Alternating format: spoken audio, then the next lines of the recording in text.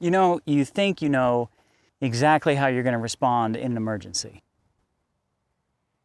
You're going to be the cool, calm, collected one that assesses the situation and immediately takes the quickest course of action to resolve it while keeping everyone else calm and safe. And sometimes you have cause to find out that maybe you don't handle it like you think you will. So earlier on in our marriage, my wife and I lived in a small house in the panhandle of Northwest Florida. And we had a couple of very small children under the age of 4 years old.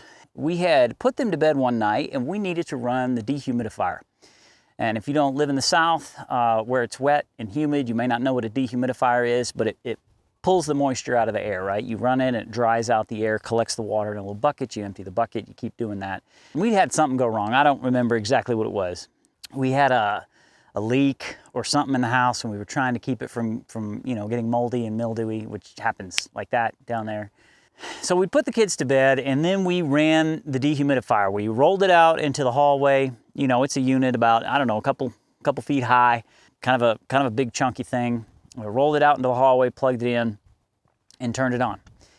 This is the hallway that connects our bedroom with our children's bedroom. We went to bed, left the dehumidifier running in the hallway. Well, in the middle of the night, in the dead of the night, my oldest child, my daughter, woke up and she needed us. So she came to find us.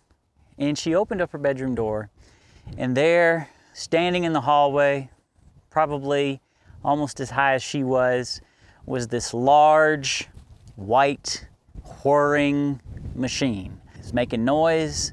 It wasn't supposed to be there. It had lights on it. It was throwing funny shadows on the wall. It scared her witless. I mean, it startled her like nobody's business. And there in our little house, in the dead quiet of the night in northwestern Florida, she let out a blood-curdling scream that I would think could have been heard in the next county. So my wife and I wake up like that. I don't know how much you know about sleep cycles, but you don't just fall asleep and stay asleep at the same level and then wake up, right? You go down into deep sleep and you come up into lighter sleep and down into deep sleep and on it goes.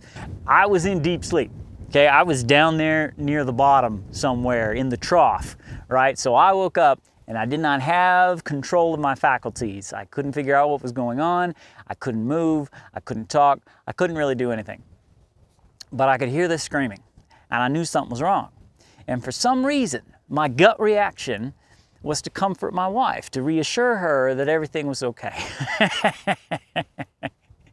She wasn't showing any signs of needing comforting, but that was my first reaction. Again, I didn't even know what the screaming was. But I wanted to reassure her that everything was fine. So I roll over and put a hand on her and I say, "It's okay. It's okay. It's okay. It's okay. It's okay." But of course, I don't have control of my faculties. So I didn't roll over and put a hand on her. I flopped an arm over on top of her and pinned her down. And instead of saying, "It's okay," I said, "Hey, hey, hey. Hey, hey, hey. Hey, hey, hey." And my wife, who was dead asleep as well, and wakened by this screaming in the night, finds herself pinned down by my arm while I say, "Hey, hey, hey, hey, hey, hey," to her in her ear, right? So she's hearing our child screaming and cannot get up out of the bed. And she doesn't know what's going on. She doesn't know why she hears the noise. She doesn't know why she's pinned down. She doesn't know why any of this is happening. After, I don't know, this felt like it went on forever. I'm sure it went on for a few seconds, maybe 10, 15, 20 seconds. We get our faculties together. I figure out what's going on. I sit up on the bed. I get up. I go to the door. We get the door open, and my daughter comes running in and clings to my legs like a blur, like a magnet, just like, fing, she was just wrapped around my legs. Then there was a fair amount of comforting that went on after that. We had to get everything settled down and calmed down and let everybody know that they're safe and they're loved and it is okay.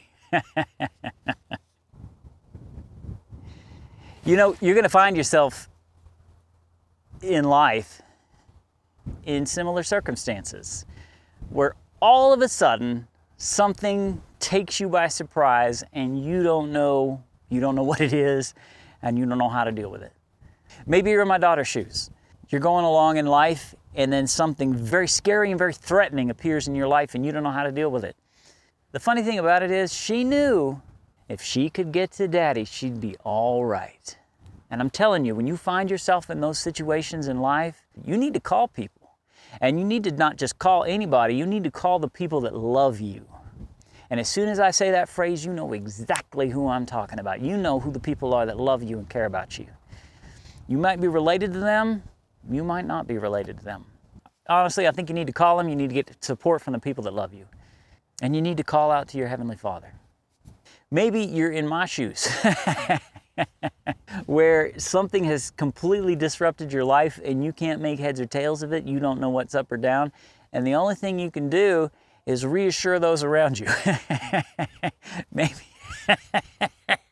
Maybe make sure that you're actually reassuring them and not making things worse, right? But then as soon as you can, trust God, get your bearings, figure out the situation, and help those who need to be helped.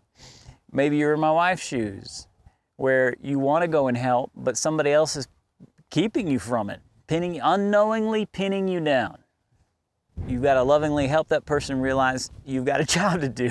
You've got somebody you need to go help. That's my thought for today. Do with it what you will.